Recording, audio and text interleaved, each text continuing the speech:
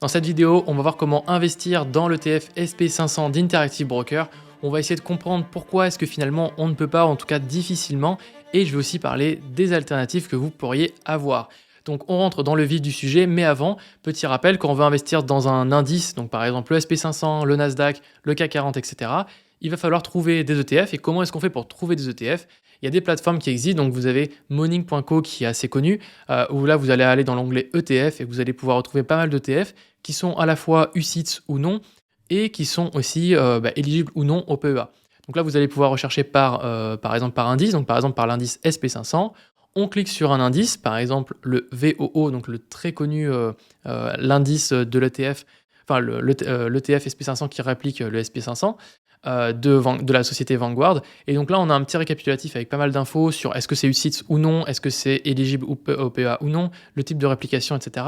Ainsi que son ISIN qui va être l'identifiant, donc c'est un peu le code qui vous permet de rechercher un titre et d'être sûr que c'est ce titre-là que vous avez bien acheté. Donc ça, c'est la première plateforme. Vous avez donc Morning, et deuxième plateforme, ça va être justetf.com. L'avantage, c'est que cette plateforme-là, justetf.com, c'est une plateforme qui est européenne. Donc la plupart, si ce n'est, je pense, 100% des ETF qui sont proposés sur cette plateforme sont UCITS. Donc ça veut dire qu'ils sont achetables par des résidents européens. Donc comment ça fonctionne? On va aller dans Sélecteur ETF, et là, vous allez pouvoir donc avoir tout un tas de filtres sur le côté de gauche, et vous allez pouvoir rechercher par exemple par SP500 dans la partie de gauche ici. Donc là, S1, LMNOP, QRS, hop, SP, et donc là, SP quelque chose. Donc là, on va chercher par exemple le SP500, et on va en avoir toute une palanquée. La plupart, on voit qu'ils sont tous quasiment UCITS. Alors si vous vous demandez qu'est-ce que c'est qu'UCITS, justement, c'est notre premier critère pour acheter des ETF en tant que résident européen. Donc il faut que votre ETF soit UCITS. Donc qu'est-ce que ça veut dire UCITS? C'est une très bonne question. Il y a un document que je vous mettrai en description qui a été rédigé par Amundi qui explique très très bien ce que c'est. Alors déjà, l'intitulé, c'est donc un terme en anglais pour dire Undertakings for Collective Investment in Transferable Securities. Bon, voilà, un terme assez compliqué. Tout ça pour vous dire que cette terminologie et surtout cette norme UCITS, à quoi est-ce qu'elle sert? Grosso modo, elle sert à protéger les investisseurs particuliers européens. C'est tout ce que vous devez comprendre et tout ce que vous devez savoir. C'est pas là pour faire joli, pour faire suer, c'est vraiment pour vous protéger. Donc à la fois pour obliger les personnes les émetteurs des ETF à avoir de la transparence sur leur fonctionnement, le fait de rendre des comptes tout simplement, et de pouvoir vous protéger sur vos liquidités, etc. Donc c'est un critère qui est hyper important et surtout qui est obligatoire pour les courtiers pour qu'ils puissent vous proposer des ETF. Donc ça, c'était le premier critère. Le deuxième, ça va être le fait de fournir un KID. Donc un KID, c'est le terme en anglais, mais sinon en français, ce qu'on appelle un CID, je crois. Donc c'est un DIC, un document d'information synthétique document d'information clé, pardon, alors qu'en anglais, c'est un Key Information Document qui doit être fourni justement en français à Interactive Broker pour pouvoir acheter vos ETF. Alors, la plupart des ETF qui sont UCITS ont ce document-là et le fournissent aux courtiers. Mais il arrive que certains courtiers ne le reçoivent pas. Je donne un exemple, comment est-ce qu'on fait pour le savoir, hein. Quand vous allez sur Interactive Broker et que vous allez rechercher, par exemple, je vais rechercher par exemple l'indice VOO. Donc là, c'est sûr que pour le coup, il n'est pas UCITS parce que c'est l'indice de Vanguard et donc il n'est pas, comment dire, UCITS. D'ailleurs, dans le nom, il n'y a pas Vanguard SP500 ETF UCITS. On voit bien qu'il n'y a pas marqué le mot UCITS dedans. Mais si je clique dessus et que je vais aller sur le profil de l'action, ici, on va essayer de retrouver. Alors, tac, je sais pas. Ah, ici, quand on va dans le nom, juste à côté du nom ici, on peut voir que j'ai un petit warning parce que moi, mon compte Interactive Broker, comme je suis résident européen, il sait que je suis résident européen et donc il sait que pour que je puisse trader cette action, il a besoin de ce fameux KID, de ce document d'information, et actuellement, Vanguard ne l'a pas proposé aussi parce que c'est pas un ETF UCITS. Donc voilà, ça c'était le deuxième critère. Troisième critère, est-ce que vous avez bien les bonnes autorisations de trading? Parce que, admettons, vous avez trouvé votre ETF SP500 qui vous plaît. Donc, admettons, vous voulez acheter le Amundi SP500 UCITS ETF USD, voilà, D, par exemple celui-ci, donc il va être distribuant. Je vais venir copier l'ISIN,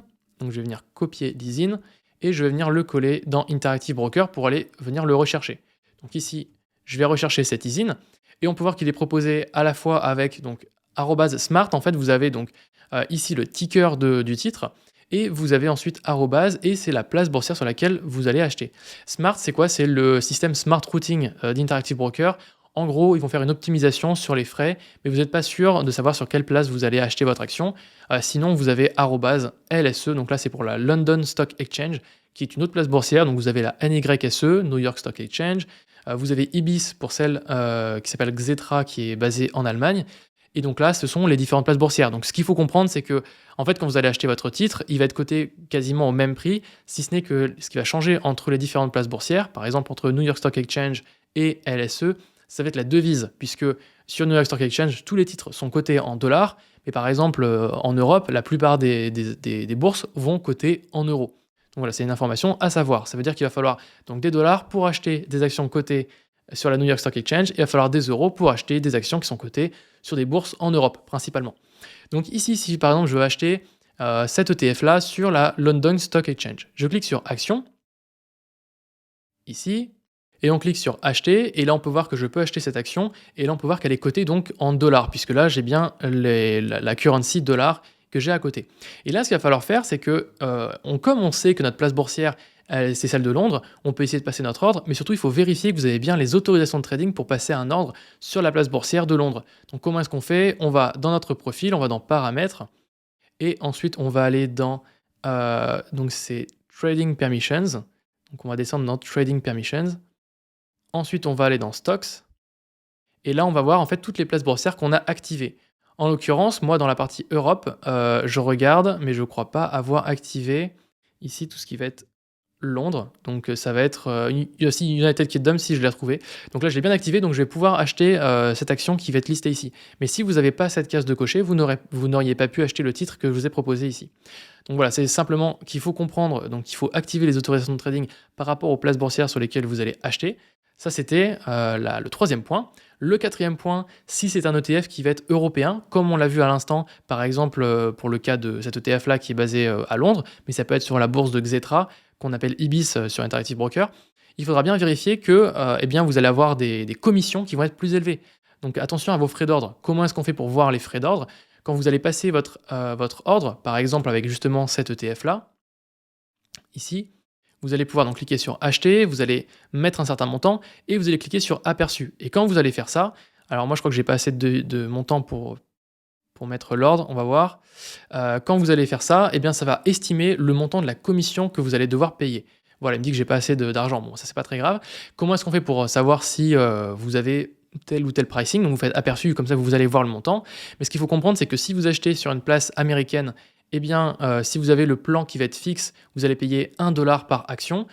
Si vous avez le plan dégressif, vous allez payer 0,35 centimes. Et donc là, j'ai fait une vidéo aussi qui vous explique comment passer de ce tarif-là à ce tarif-là. Alors que si vous achetez sur une place européenne, vous allez passer à 3 euros si vous êtes en tarif fixe, et vous allez passer à 1,29 1,25 pardon, si vous êtes en tarif dégressif. Donc ça reste... Ah non, pardon, là j'ai cliqué Australia, donc c'est pas Australia, moi c'est France. Tac, tac, tac. France, ici c'est 3 euros et 1,25 €. Bon, c'est les mêmes tarifs, mais vous avez compris le principe.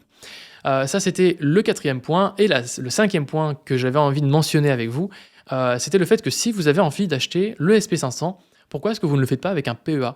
J'ai eu pas mal de personnes qui m'ont parlé en commentaire, dire voilà, j'aimerais acheter cet ETF-là, cet ETF-là. Mais la plupart des ETF qu'on m'a dit que les personnes aimeraient acheter sur Interactive Broker sont disponibles au sein d'un PEA. Donc, si vous êtes résident fiscal français, pourquoi ne pas acheter ne pas l'acheter via un PEA, puisque en fait vous allez économiser beaucoup en impôts, ce sera beaucoup plus simple pour vous parce que justement vous allez vous éviter d'acheter des ETF plus chers, parce que déjà en termes de frais de commission, là vous allez avoir certains frais qui peuvent être assez élevés. Si par exemple tous les mois vous voulez acheter 200-300 € d'ETF, là 3 € sur ce montant-là, ça peut être assez élevé, alors que l'avantage avec le PEA, c'est que vous êtes... Enfin, il y a une norme européenne qui fait que les frais sont limités à 0,5% par ordre, et ça, c'est le maximum que vous pouvez payer. Moi, personnellement, j'ai mon PEA chez Bourse Direct et je passe tous mes ordres dessus. Si vous ne savez pas ce qu'est un PEA, ou vous ne savez pas encore comment investir sur un ETF et tout ça avec votre PEA, j'ai fait une vidéo très complète qui s'appelle Investir en bourse avec le PEA sur ma chaîne principale, que je vous mettrai également en description. C'est une vidéo qui est, je pense, pour moi la plus complète sur le sujet, donc n'hésitez pas à aller la voir. Et si vous avez des questions, n'hésitez pas, ça se passe en commentaire. Sinon, je vous dis à très bientôt. J'espère que cette vidéo vous aura plu. À très bientôt, c'était Axel. Ciao tout le monde.